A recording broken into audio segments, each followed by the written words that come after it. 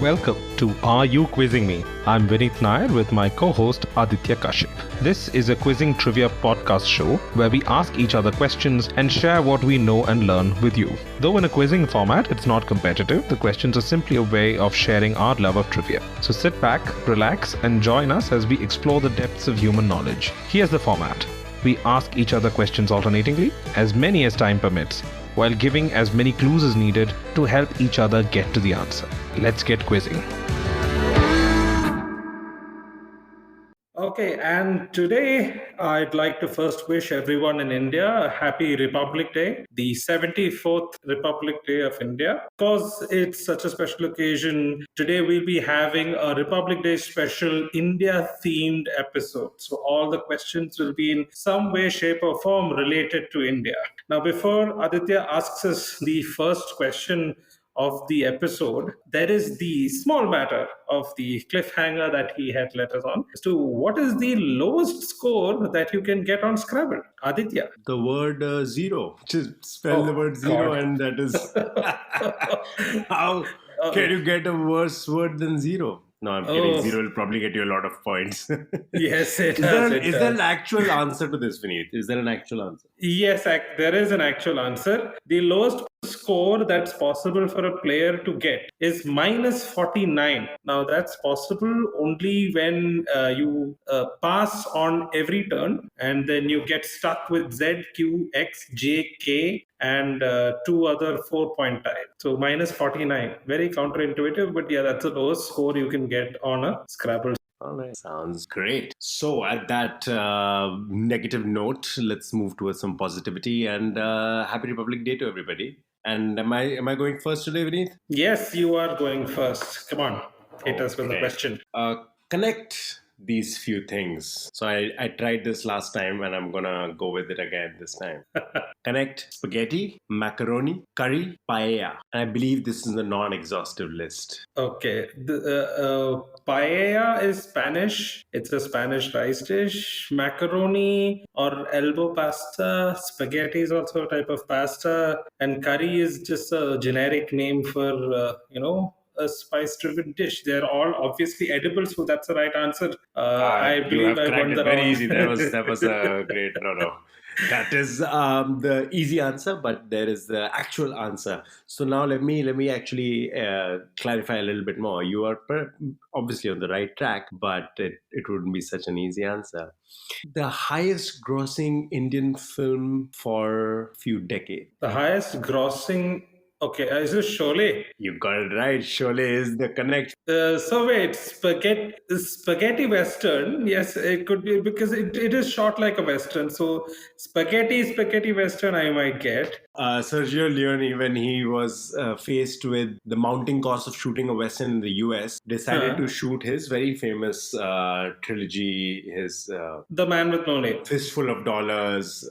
Yes, The Good, the Bad, the Ugly. The Good, the Bad, the Ugly, and The Man with No Name. The Man with No Is Name. that the I one? think. Right. Yeah, I think it's called the Man with No Name trilogy.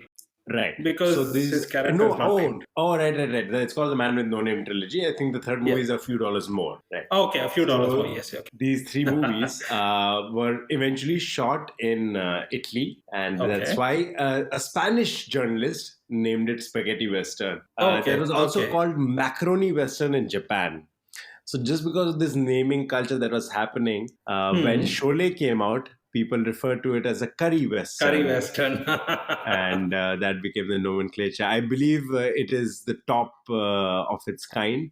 I don't know if many other famous curry westerns exist, but hey, if Sholay is good enough. Yes, obviously. Sholay is very good enough. And paella western is also those which were shot in Spain. So western films are shot in Spain. Okay, but great. Best obviously of the lot has to be Sholay. Sholay, yes. Starting us off on that very Indian note. All right, your question. Yes. Okay, so I'm going to go with something that's very, very, how do I put this? A little obscure, but I just like to see how you guess it. It's guessable. So I want to see how you can guess it. Okay. This was first launched in 1946. It was a one of a kind communication service unique to the Odisha police. There are three categories based on the kind of service rendered, which are static, boomerang, and mobile. Okay. It was discontinued in 2002 as it had become redundant with the advent of email and electronic communication. Okay. It is currently in service for deployment during state level functions and ceremonial parades in the state. What am I talking about? Sorry, when was it started again? 1946. And it was discontinued in 2006.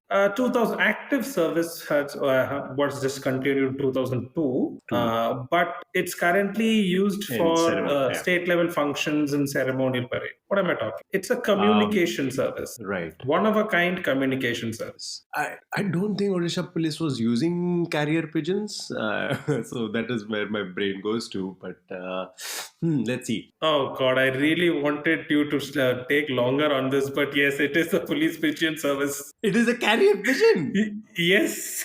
Oh, It wow. is the police pigeon service. Because you said boomerang, I was like, oh, do they send the pigeon and then it comes back? And I was, yeah, wow, okay.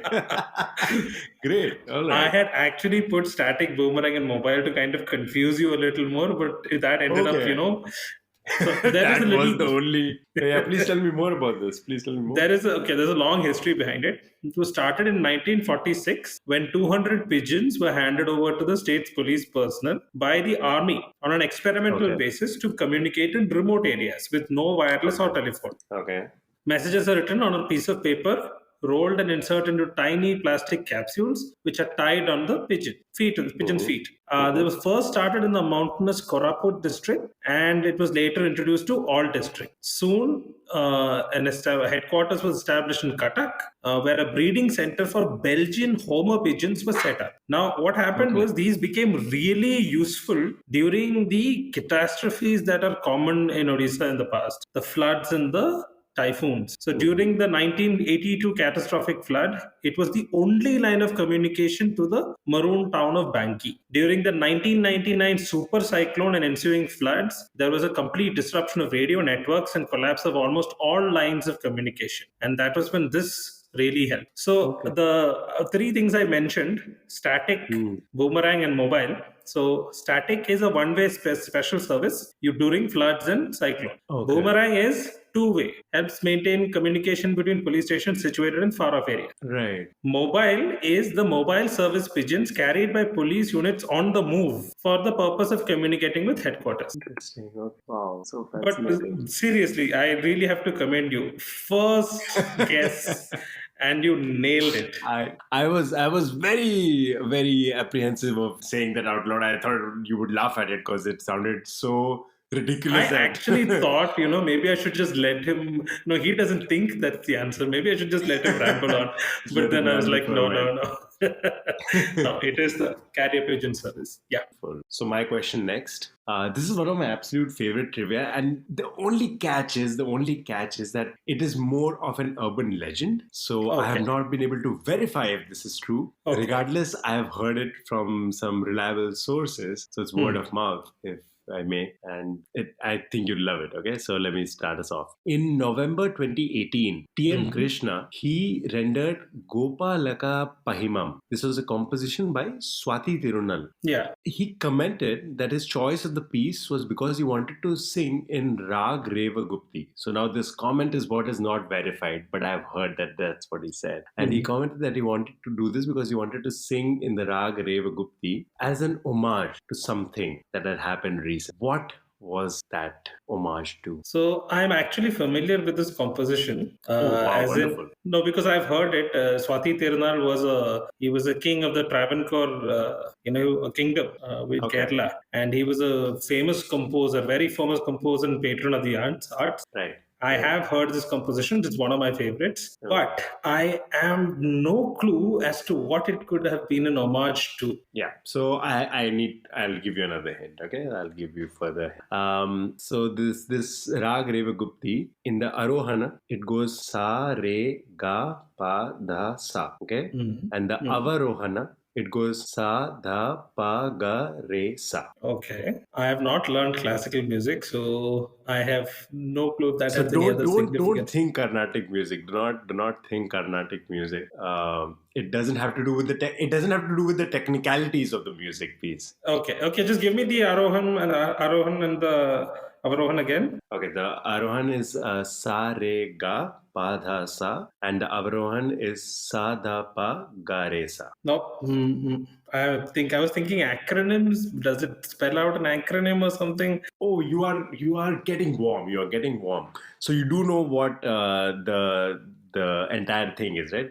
All the notes are Yeah. in So Indian yeah, do classical re music. mi fa. Yeah. So yeah. So we have the 7 note equivalent of that. Do re mi fa. Yeah. Sa re ga ma pa dha ni sa. Right. Yeah. Let me just repeat it one more time because I feel like you'll get it. The Okay. Arohan Okay. is sa re ga pa dha sa, and this is an homage to an incident that happened in 2018. An incident that happened in 2018, which affected Indians across the board. Demonetization. No, that was much It is. earlier. Sorry. That was in It is. It 2000. is demonetization. It is Oh wait. demonetization. So Wait. the How does reason it is connect? Sare Gama Pada Nisa. The only two ones which are missing is Ma and Ni. So money Yeah. was missing at that point. In people did not have money, so TMK wanted to, which is why this is not something that is very well documented or publicized. But I've heard that the reason he wanted to do this was because money was missing, and from Oh, Rag Revagupti. That's why he chose this particular nice. composition. Nice. And I love that. I absolutely love that. Okay, so let me see if I can match that question.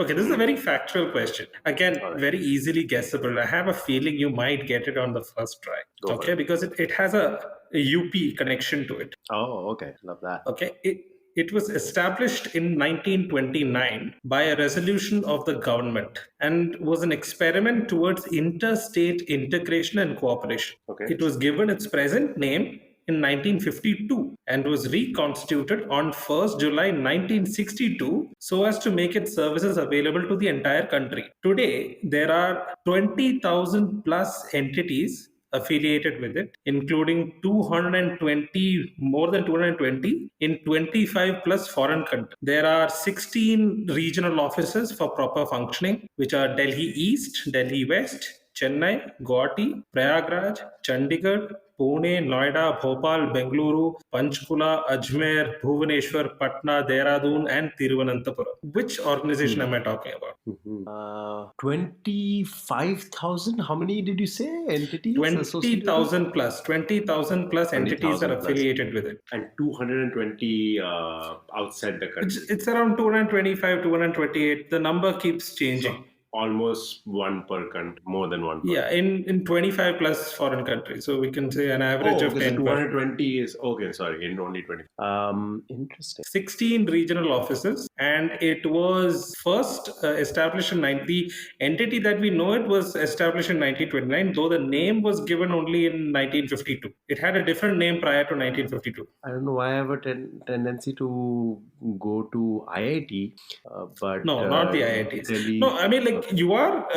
I mean like you wouldn't be wrong, but in a different way, because IITs, a lot of IITs were converted college. Many of them were converted to long-standing colleges were converted to IITs. Right. But no, this is not the IIT. Does it have to do with the education sector though? Yes. Am I warm? Okay, great. Oh yeah, you're very warm. Because you said Delhi, you said Guwahati.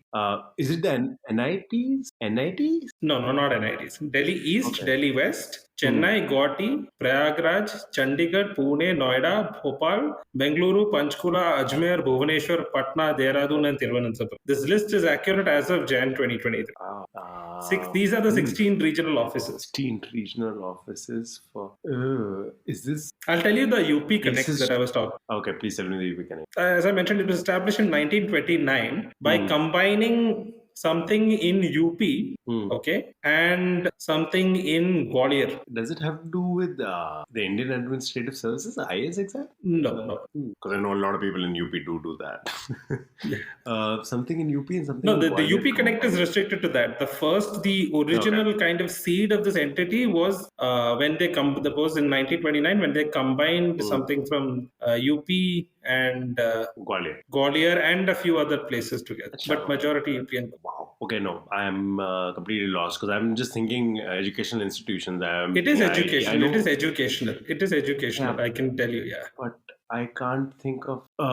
Is it by any chance Delhi Public School? No, you are actually getting slightly off track. Okay, let me just tell you the question again. There are 20,000 entities affiliated with it. Okay, 20,000. That's what I'm thinking. That number is so huge. 20,000. There are a lot of DPSs across the country, but yeah, 20,000 might be pushing it. 20,000 entities affiliated to it. Then it has to be AIEEE.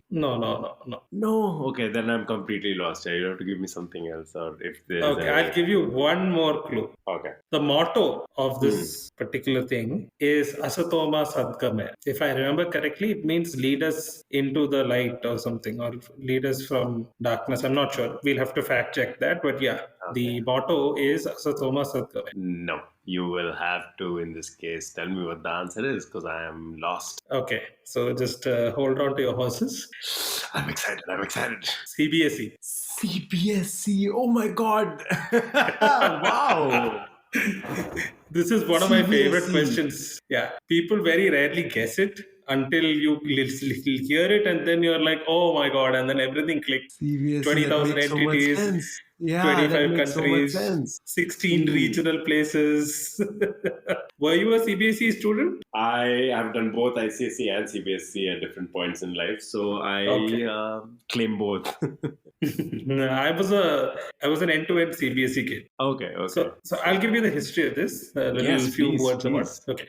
So the first education board to be set up in India was the Uttar Pradesh Board of High School and Intermediate Education in 1921, which was under the jurisdiction of Rajputana, Central India, and Gwalior. Okay. In 1929, the government of India set up a joint board named the Board of High School and Intermediate Education.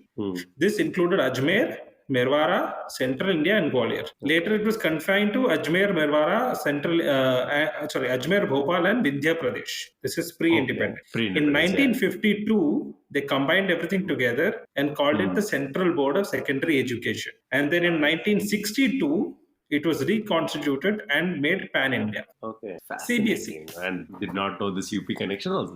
But it makes a whole lot of sense. Yeah, the whole education. Okay, yes. Wow, that was fantastic question. Love it. Okay. Shout out to all our CBSE kids. Yes. Friends of the podcast, CBSE, ICSE kids, come listen to us, please.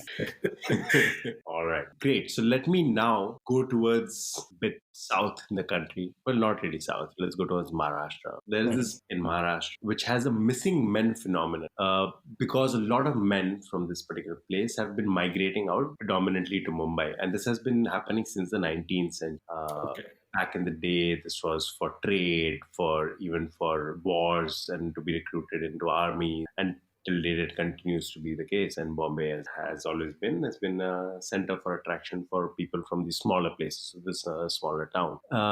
There is a very nice epithet that has been attached to this particular place because it is also famous for a food item. And when put together, it makes for a nice little proverb, idiom. I'm not sure what you would qualify it as, but the fact that there are a lot of missing men and this food item. What place am I talking? Or food item? Oh God. Is this a proverb that I would know, or is it a Hindi proverb? No, it's not. It's not a famous proverb. It's not a famous idiom. It's not something that would be known to a lot of listeners. But if you put these clues together, you would understand where it comes from. It's in English. The proverb is in English. Okay. Yeah, proverb is actually pushing it because proverb means that a lot of people should know it. Yeah. No, no. But Okay, it's okay. And even if it's obscure, okay. This can't be Kolhapur, right? it's not Kolhapur. Okay. No, because when you said named dishes, I'm just trying to think of named dishes. Kolivada? Well, it's No. not a dish. I didn't say dish. Oh, Food. okay. Food item. So now we know it's not a dish. Okay, then let me go back to mangoes. You are right on the mark. It is mangoes. But Mangoes. do you Okay, so know this is Ratnagiri or Savantwadi? Nowhere. Ratnagiri is the answer. Ratnagiri. Ratnagiri has a very high male population exodus. It happens. Okay. And the little proverb or idiom or whatever you might call it is Ratnagiri is famous for mangoes and mangoes. So the men have been known to go out of the city and town for a very, very long time. I did not know that. I know a few people from Ratnagiri. I should, kind of tell them. I want to see if they know this thing. Check with them. But I've read it in a few places, and I thought it was a very cute way of describing a situation that a little town in Maharashtra faces. Yeah. Yeah. Okay. All now right. That's my question. What's yours? Okay, so you gave me, people going to Mumbai.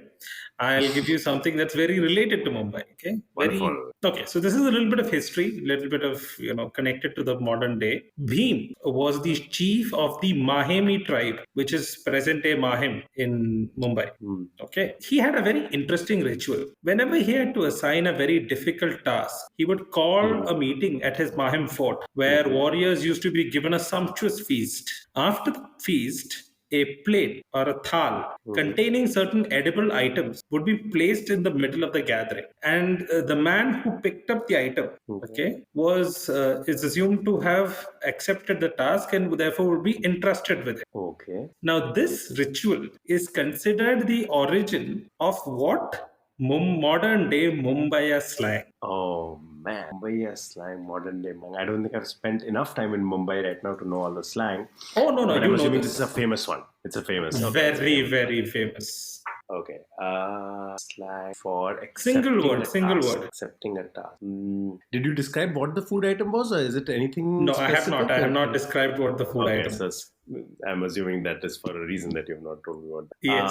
Okay, then I'll ask you for a clue. Then please help me out. Okay, you'd have to. I would say one of the best examples of this, of this usage of these kind of slangs would have been found in 1990 and early 2000 movies by Ram Gopal Varma. Yeah, I was thinking that's the knowledge bank that I was going to, because I've not really roamed the roads of Mumbai to know the slang. So it is Bollywood only that is my source of information. I don't know why Kanpatti is coming to my head.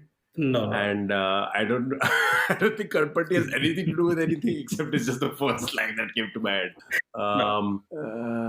Oh, I know. Is it Supari? Yes, Supari it is Lena, Supari. It is Supari. I love it. Oh, that's so cool.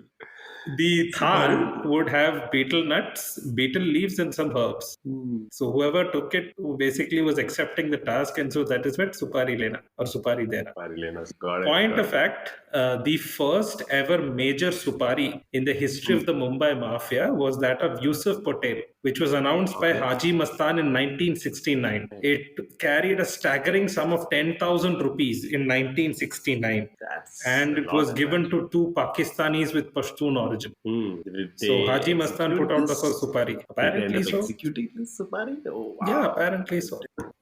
Okay, come on. So, Your turn. Now that we're talking about the underworld, and let's go into related territory. Well, not really, very loosely related, but sure, I'll use that as a segue.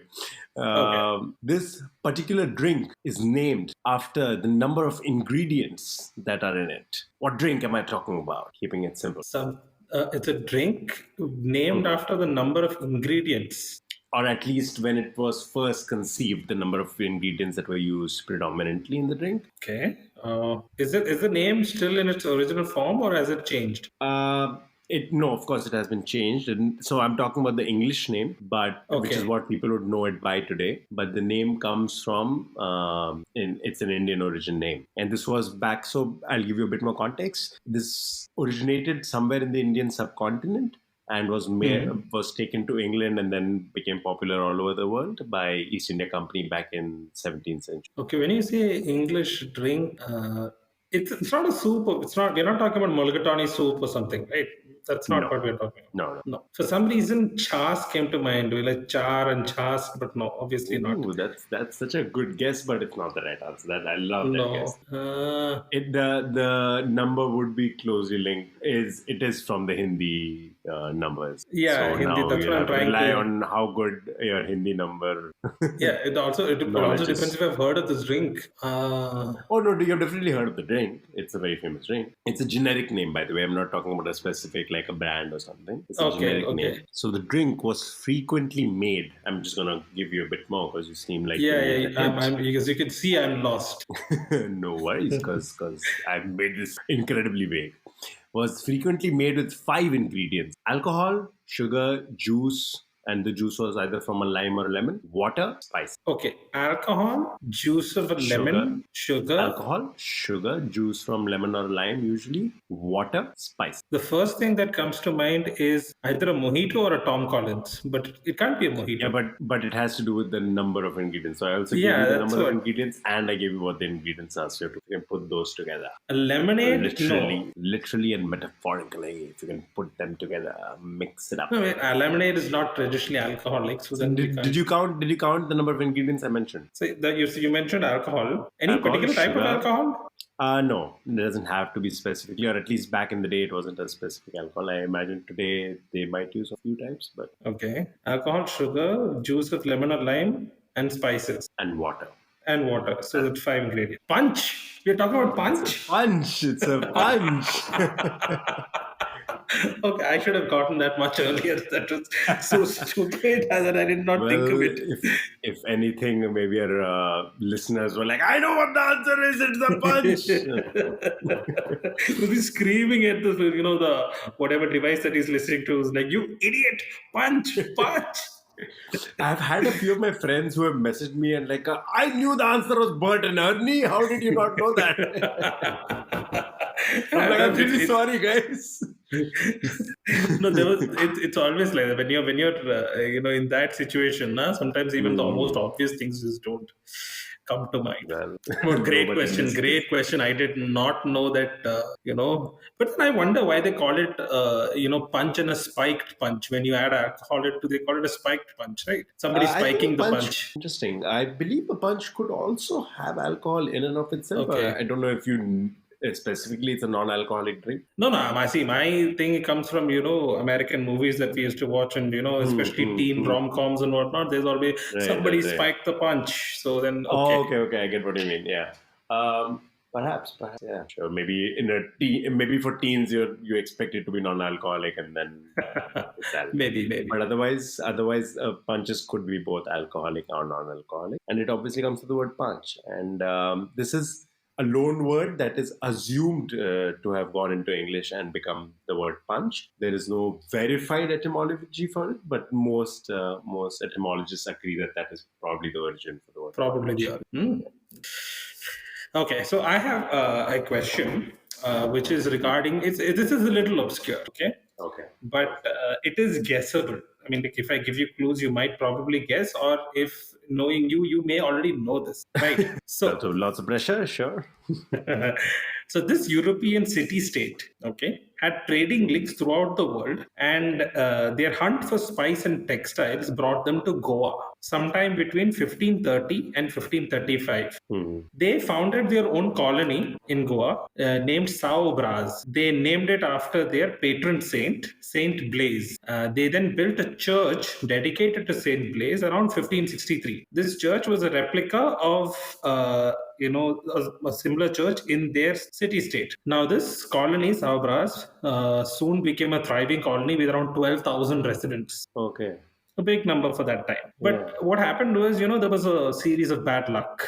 They had a series of bad luck. So disputes with the Portuguese. And by the 1570s, trade started to decline. Settlers started dwindling. And then there was this massive earthquake in 1667 in their home state in Europe. which completely destroyed the city-state and its prosperity, including its port. So after the earthquake, it no longer had any financial or military power to trade with India or establish any presence. Okay, and that was the end of the India's connection with this particular city-state in Europe. Okay. Now, what happens is the replica church in Goa, Hmm. the Church of Saint Blaise, still survives, while the original has been rebuilt multiple times. Okay. The city-state now is a major tourist and film shooting destination. Oh. Give me the current name of the city or the country to which it currently belongs that had this tiny colony in the midst of Goa. And I'll be very honest with you. Most Goans may not know that this is there, and a lot of this information was lost to time until maybe around 20 years ago, when archaeologists from this country discovered the links and then started visiting Goa. And then there was a documentary crew that showed up, and it was in the newspapers. Right off the bat, before I even attempt an answer, I just want to mention that Saint Blaise is a kick-ass name for a saint. Like, I feel like you should not settle for anything less cool than Saint Blaise if you're going to be. Yes, it is a kick-ass name. And another piece of trivia: Saint Blaise is the patron saint of throat disorder. So he's also Of considered throat as the disorders, specifically Yes. throat disorders. He's specifically throat, and that's why he's considered to be the patron saint of ENT surgeons. I did not know you doctors have divided up saints. So it does every body part and disease have its own No, I mean, like, no, certain like ENT is one of the few that have a patron saint. No, I'm so sorry, because I'm now completely trying to make the link between Blaise and was his throat inflamed? Like, why is he an ENT? Okay, never Okay, mind. I just completely threw you off track. Let's get Yes, track. that's such a great additional trivia that you gave me. Okay, Yeah. but let's come back to it. Saint Blaise from a city-state, but now you said that it is part of another country, so it's not obviously nothing like. Earlier, it did because Europe had a lot of these city-states. Like Venice was a city-state. Venice was going to be my first guess, so now I know it's not Venice. It's Thanks not for Venice, giving it's me not that. Venice. Yeah. No. Okay. No, but Venice wasn't destroyed by any major earthquake. So I don't think Venice could survive an earthquake. I don't know. Okay, we'll have to check that. But Check with some Venetian geologists. All the trivia that you were going to give me is already in the question, or is there more that? no, I can give you. I mean, like, see, the thing is, you know this place. You know the place. I do. And if you are somebody who follows pop culture, there's a good chance you've seen a lot of this place in the past decade. I would say that there's that famous church in Goa which does appear in a lot of Bollywood movies. Is that the same church? No. Oh, I'm okay. talking about the major tourist destination, or is the major tourist destination and film shooting destination is the one in Europe. What's the city state in Europe? No, then I am currently at a loss. You will have. Okay, I'll give you two more clues. The country to which it currently belongs holds a it's a very interesting record in the FIFA World Cup. I believe they've climbed the rankings of the FIFA World Cup faster than any other. I mean, like, Boy, yeah. I wish I was more of a football head. Okay, and the second thing is, if you've watched a lot of Game of Thrones, you may recognize a lot of the city, parts of the city, because a lot of Game of Thrones was shot in the city. In this city? Oh, Croatia. Yes, it is Croatia. Zagreb. No, it's not Zagreb. It's Dubrovnik. Zagreb is the capital. Sorry, Dubrovnik in Croatia. Dubrovnik. Yeah. Oh, interesting. That is so interesting. Tell me more. Okay, so the Republic of Ragusa, it was an aristocratic maritime republic in the city of Dubrovnik in South Dalmatia, that is southeast Croatia nowadays. Right. It carried that name from 1358 till 1808. It reached its commercial peak in the 15th and 16th century before being conquered by Napoleon. Basically, over a period of time, people had forgotten about this Croatian colony in Goa. Like, even they had forgotten about it. We had also forgotten about it. In 1999, Croatian Indologist, which I found was very interesting, that somebody from Croatia was, professionally studying and learning about India in specific. And I'm going to butcher his name, but Croatian Indologist Zdravka Matisic Okay. discovered texts that had information about the colony in Goa. This created a flurry of interest in Croatia. However, even today, very less information is available, and more research has to be done on the colony to get to know the answers to various questions. When it began, exactly how it was, and when it was finally abandoned. And a 3-member team from the HRT Croatian radio television arrived in November 2021 to shoot a documentary. Oh, okay. Interesting. So India had Yeah. a Croatian colony. We had colonial Colonial colonialists link. from Croatia. I didn't even know Croatia was in the race back in the day. Oh, Okay. yeah, that is there. Do we have time for one more question? Because with regards to this, there's another question I really want to ask. You know what?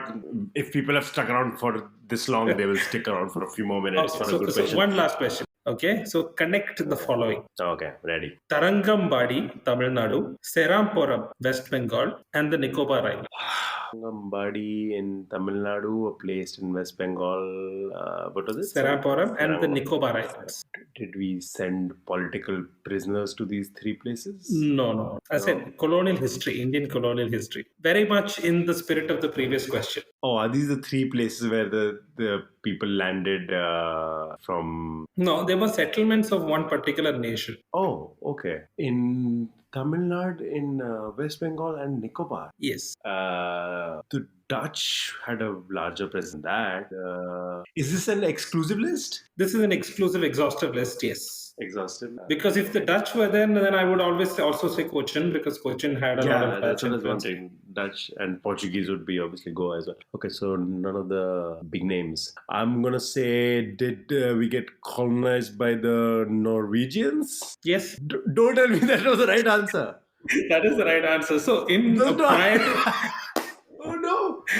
That was the most random guess. I cannot take credit for this because I just came up with the first. no, but country that was an amazing guess. So technically, it was they were colonies of Denmark, Okay. and prior to 1814, it was called Denmark Norway, the kingdom of Denmark Norway. I'm right adjacent. Yes. All right, I'm So almost there. they were part of the Danish colonial empire. Denmark or Norway held colonial possessions in India for more than 200 years. Tarangambadi in present-day Tamil Nadu, Serampore in present-day West Bengal, and the Nicobar Islands. It was of very little significance. These colonies were of very little significance to the major European powers because they presented neither a military threat nor a mercantile threat. Okay. In 1814, Norway gained independence from Denmark. Acha. And so then what happened was the Danish colonies went into decline and the British ultimately took possession of them, making them part of British India. So yes, so these were technically the colonies of Denmark, Norway in India. Okay. All right. Wow. I had no idea. Wow, I'm learning so many things about our history today. Yes. No So idea Indian we were- history is so rich. We could literally do 10 episodes and not run out of questions. There are so many things, so many unique things that are related to this to Indian history going back thousands of years. So trust me, I'm a huge So- sucker for these kind of So questions. you said 10 episodes, right? That means the Republic Day, Independence Day. We have to do this episode, do this show for the next 5 years, and we will have hit our quota. Yes, true. Okay, got it. Wonderful. Okay, so that I believe will be the end of our episode right here. Yes, that is the end of the episode. Do stick around, listeners, for our fact check. It will be Yes. after the music plays. That's all for this episode. Thank you for listening in. We hope you enjoyed the show and learned something new. If you liked what you heard, please consider subscribing to our podcast and leaving us a review on your favorite platform. This helps us reach a wider audience and allows more people to discover and enjoy the show. We'd also love to hear from you, feedback, suggestions, and even trivia. You can reach us on Instagram at Are You Quizzing Me? We appreciate your support and look forward to sharing more episodes with you in the future. Thanks again for tuning in. And this is me, Vineet, signing off. And Before I sign off, I have one question for our listeners just to bring them back for our next episode. And, Please have mercy that on is- What is the official theme song of the Odisha Police? Please hit us up with what you think is the right answer, and I'll tell you what it is in the next episode. And you can bet. I might have to rename Aditya as PJ General of this podcast. But yes, you heard his question. It is the official theme song of the Odisha police. Please don't take it too seriously. So again, this is B Vineet signing off, and please wait for Aditya to finish his fact check after the music. See you guys. Bye-bye. Bye.